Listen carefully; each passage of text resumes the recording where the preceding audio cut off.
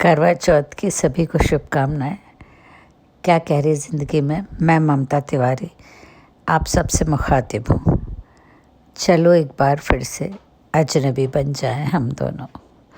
गुमराह फिल्म की साहिर लुधियानी रचित ये पंक्तियाँ हमारे एक मित्र ने याद दिला दी।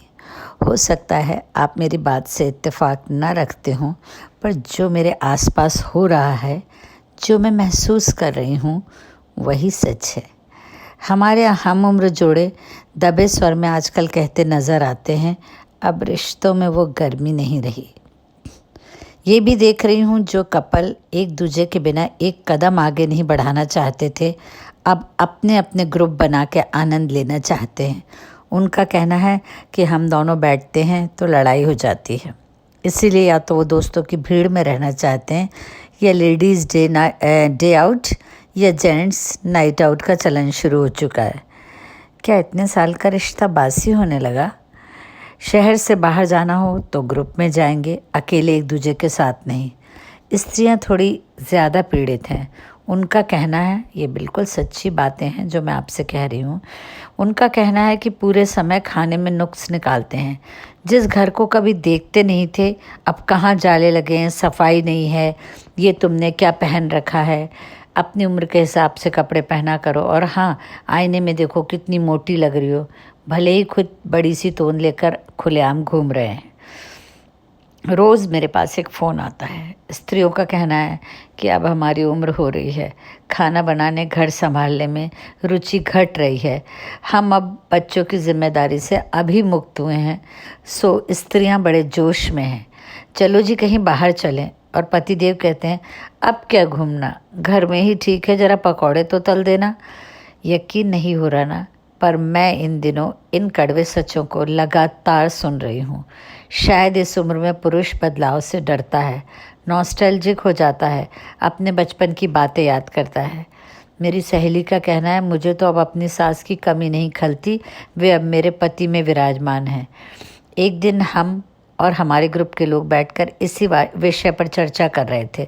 अचानक हमारे मित्र ने कहा, तो चलो फिर एक बार फिर से अजनबी बन जाएं हम दोनों। तभी ये विचार मेरे मन में कौंधा। सच है, एक रास्ता तो भंग करनी होगी। क्यों ना नए सिरे से नए तरीके से पुनः ज़िंदगी शुरू करें, साथ बैठकर पुराने दिनों की बातें करें, जिन बातों से लड़ाई होती है उन्हें छोड़ के आगे बढ़ें। कि आपकी माँ कैसा खाना बनाती थी, या आपके पापा का लाइफस्टाइल कितना अच्छा था, कि ताने देने की उम्र बीत गई। अब याद करें वो पुरानी मोहब्बत जिसके कारण आपने कई दिन उदासी में गुजारे थे, फिर उनके जैसा ही पार्टनर ढूंढ के आपने फिर ज़िंदगी शुरू की थी।